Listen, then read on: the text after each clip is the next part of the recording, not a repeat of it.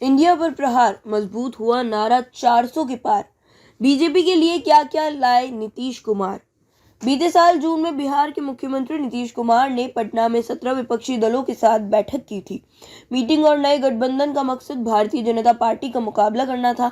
हालांकि कुछ महीनों बाद ही स्थिति बदली और नीतीश दोबारा भाजपा के साथ आ गए हैं। अब कहा जा रहा है कि भाजपा को आगामी लोकसभा चुनाव में इसका फायदा भी मिल सकता है। क्या फायदा? आंकड़े बताते हैं कि जेडीयू को भी अकेले के बजाय गठबंधन में चुनावी मैदान में उतरने पर फायदा होता है। साल 2014 में बिहार की तीनों बड़ी पार्टियों राजद, जदयू और भाजपा ने अलग अलग चुनाव लड़ा। नतीजे आए तो जदयू नालंदा और पूर्णिया की 2 सीटें तक सीमित रह गई और वोट शेयर 16.4% रहा, जबकि 2019 में एनडीए के साथ लड़ने पर जदयू को 16, भाजपा को 17 और एलजेपी के खाते में 6 सीटें आई थी। 2019 का वोट शेयर बताता है कि 39 सीटें जीतने वाली एनडीए का वोट शेयर कर 54.40% का था, जिसमें 22.3% का योगदान जेडीयू से आया था। कहा जा रहा है कि अगर साल 2024 में महागठबंधन पर बढ़त हासिल करने के लिहाज से नीतीश का आना भाजपा के लिए फायदेमंद साबित हो सकता है, क्योंकि पहले आरजेडी महागठबंधन के साथ पहुंचा 22.3% वोट शेयर किए फिर एनडीए के खाते में जुड़ सकता है। 2009 लोकसभा चुनाव भी भाजपा और जदयू के लिए अच्छी खबर लाए थे। दोनों पार्टियों ने गठबंधन कर 37.97% वोट शेयर के साथ 32 सीटें अपने नाम की थी। तब जदयू 25 सीटों में से 20 पर जीती थी और 15 सीटों पर लड़ने वाली भाजपा को 12 सीटें मिली थी। विपक्षी इंडिया गठबंधन का विघटन निश्चित है।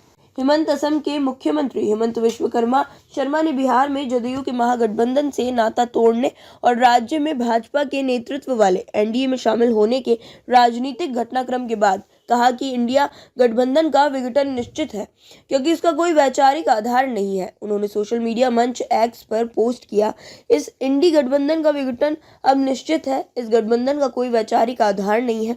इंडिया गठबंधन को झटका साल 2022 में बिहार में एनडीए से अलग होने के बाद ही नीतीश विपक्ष को एकजुट करने में लग गए थे। तत्कालीन डिप्टी सीएम तेजस्वी यादव के साथ उन्होंने दिल्ली समेत कई राज्यों के दौरे किए। वे सफल भी हुए और कई बड़े नेताओं को एक मंच पर ले आए। उन्होंने विपक्षी गठबंधन इंडिया के कप्तान के तौर पर देखा जाने लगा था, लेकिन खबरें नहीं कि संयोजक के तौर पर उनके नाम पर सहमति नहीं बन सकी। भाजपा में एंट्री की कहानी। जनवरी की शुरुआत में इंडिया गठबंधन की बैठक में जब नीतीश कुमार को संयोजक नहीं बनाया गया बल्कि कांग्रेस अध्यक्ष को आगे बढ़ाया गया, तभी नीतीश कुमार ने पाला बदलने का मन बना लिया। नीतीश के बेहद नजदीकी नेता ने भाजपा नेताओं से संपर्क किया। वे पहले से ही इनसे संपर्क में रहे और उनसे नजदीकियां भी रही हैं। सूत्रों के अनुसार भाजपा नेतृत्व को भी लगा कि यही समय है कि जब वह न केवल इंडिया गठबंधन को छिन्न भिन्न कर सकते हैं, बल्कि अपने इस बार 400 पार के लक्ष्य की तरफ भी मजबूती से बढ़ सकते हैं। भाजपा से संकेत पाने के बाद नीतीश कुमार ने धीरे धीरे इंडिया गठबंधन से दूरी बढ़ानी शुरू की। इस बार के गठबंधन में भाजपा के अनुसार लिए जाएंगे फैसले। सूत्रों के मुताबिक भाजपा का केंद्रीय नेतृत्व ने इस बार नीतीश कुमार से गठबंधन करने से पहले सारी स्थितियों और हर मुद्दे पर स्पष्ट बात भी रखी। पूरी तरह आश्वस्त होने के बाद ही कहा है कि अब अगर नीतीश कुमार इंडिया गठबंधन से अलग होते हैं तो वह उनके साथ गठबंधन करने को तैयार है। नीतीश की भाजपा की केंद्रीय नेतृत्व से भी बात कराई गई और दोनों के बीच भावी तालमेल का खाका भी तय किया गया।